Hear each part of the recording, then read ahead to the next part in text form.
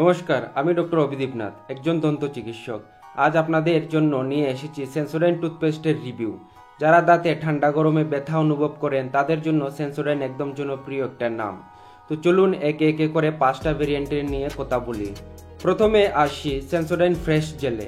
এর texture jail type, brush করলে একটা কুলিং ফ্রেশ ফিল হয়। যাদের দাঁতে সেন্সিটিভিটি আছে আবার রিফ্রেশিং ফিলও চান তাদের জন্য ভালো অপশন। দ্বিতীয় ভেরিয়েন্ট হচ্ছে ফ্রেশ মিন্ট।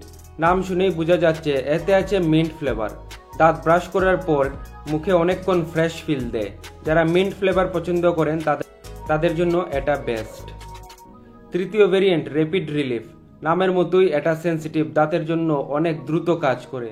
দিনে 2 বার নিয়মিত ব্যবহার করলে 3 দিনেই রেজাল্ট বোঝা যায়। কারো দাঁত ঠান্ডা গরমে খুব ব্যথা করলে এটা সাজেস্ট করা হয়।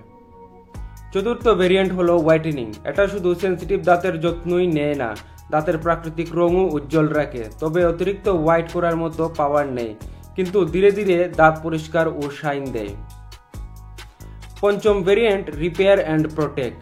এটা অনেকটা অ্যাডভান্সড ফর্মুলা। সেন্সিটিভ দাঁতের জন্য শুধু পেইন কমায় না, দাঁতের এনামেলকে রিপেয়ার করে একটা প্রোটেকশন লেয়ার তৈরি করে। লং টার্ম ব্যবহারের জন্য দারুণ। তো এভাবেই সেন্সোডাইনের 5টা ভেরিয়েন্ট নিয়ে আপনাদের বললাম। কোনটা ব্যবহার করবেন সেটা নির্ভর করে আপনার প্রয়োজন অনুযায়ী। যেমন র্যাপিড রিলিফ বেশি ইমার্জেন্সির জন্য, আর repair and protect long term সলিউশনের জন্য। আমি বলবো ডেন্টিস্টের পরামর্শ নিয়ে ব্যবহার করাই সবচেয়ে ভালো। ভিডিওটি ভালো লাগলে লাইক দিন, কমেন্ট করে জানান কোন সেন্সোডাইন আপনি ব্যবহার করছেন, আর চ্যানেলটা সাবস্ক্রাইব করতে ভুলবেন না। ধন্যবাদ।